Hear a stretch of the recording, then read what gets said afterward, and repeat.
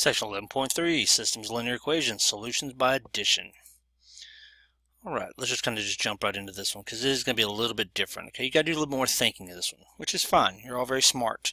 Okay, write the equations in standard form. Okay, let's remember that standard form is ax plus by equals c. That is standard form. What you have seen a lot of lately is the slope-intercept form, which is y equals mx plus b. This is for substitution.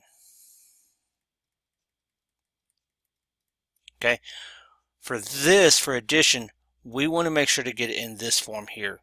And as it says, make sure like terms are aligned.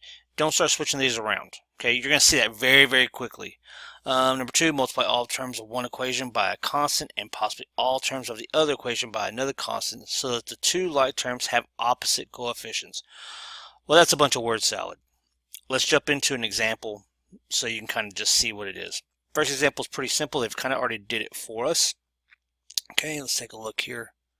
Kind of line this up just a little bit better here. Notice we have x minus 2y equals -9, x plus 2y equals -9. The first thing that should jump off the bat right off the get-go here is notice here and here we have inverses of each other. Those two would cancel each other out. We had to add those two together. They would cancel out. And that's exactly what we're going to be doing now. That's exactly what we want to have happen. Okay. Note, as I stated earlier, both equations right here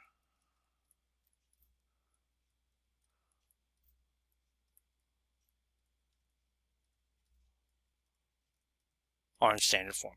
Okay. ax plus by equals c. Okay.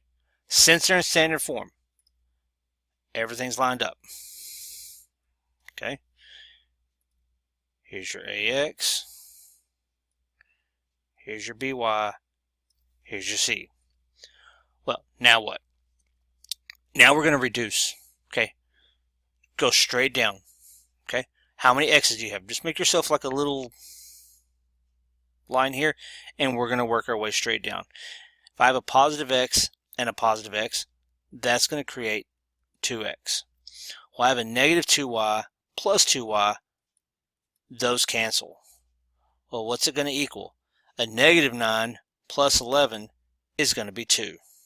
Okay, so now just solve for x. I have 2x equals 2. We're going to divide off a 2 off both sides to get this 2, to get the x by itself, and you're going to be left with x equals 2. Now I can substitute back into either equation and solve for y. Okay, hear what I said. You can substitute back into either equation. Okay, put that down. Substitute. I'm a horrible speller sometimes. Substitute back into either equation. And I'll prove it. Let's substitute back into the first one. We have x equals 2. I am sorry here. I messed up. X equals 1. What is wrong with me today? Look at this. X equals 1. Just remember that. Okay, 2 divided by 2 is 1. Even your math teacher can make mistakes. Just always be ready to kind of catch yourself. Okay, let's substitute this x. X is going to be into the first equation. We're going to have 1 minus 2y equals -9. Well, let's get the y by itself. I've got a positive 1 here, so I'm going to subtract 1 on this side. I'm going to subtract 1 on this side. That's going to leave me with -2y equals -10. Well, now I'm going to divide off a -2 off both sides, and that is going to leave me with y equals 5. Okay, so right now we see the solution to this system here is 1 and 5. Well, let me show you that you can back substitute into the equation, and let's do number 2. Let's do the second equation, and let's make this a 1 plus 2y equals 11. Well, I still have that positive here. Let's subtract 1 here, subtract 1 there. These are going to reduce, and that's going to leave me with a 2y equals 10. Divide by 2 off both sides, and once again we're going to get y equals 5. So the solution to this one is going to be 1, 5. And we checked. You can go back in and check if you want to. But here we go. Let's move on down. Let's do one that is not ready, that is not in a pretty form for us. And like I said, don't ever freak out. Remember, we're going to do a lot of Hawks, about 2 or 3 or 4 Hawks, plus what you get in class. Okay, so do not fret. Okay, first things first. Is it in standard form? We look at it.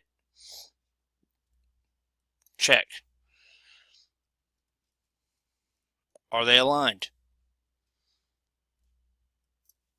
Check. Okay. If that's the case, now what we're going to do, we have 3x minus 1/2 y equals 6. We also have 6x minus y equals 12. We need to make an inverse here. Okay? Basically what I'm saying is when we add these together, one of these needs to turn into the opposite of the other. And looking at the second equation, it looks like I can multiply everything by a -2. Okay, I will show you this. Let's do it in blue. If I multiply everything in this equation here, okay, everything by a -2, look what's going to happen. And let's rewrite as we go along.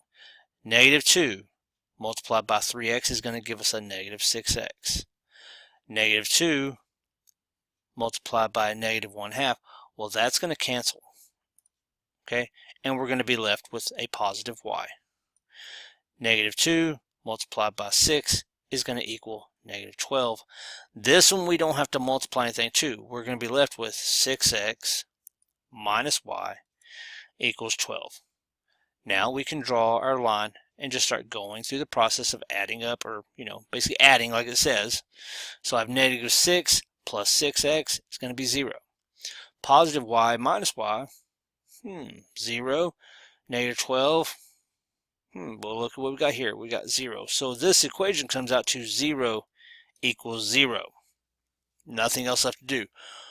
Whenever you get something like this, this means that this equation is always true. No matter what numbers you decide to choose. No matter what numbers you decide to choose for y. It's always going to be true.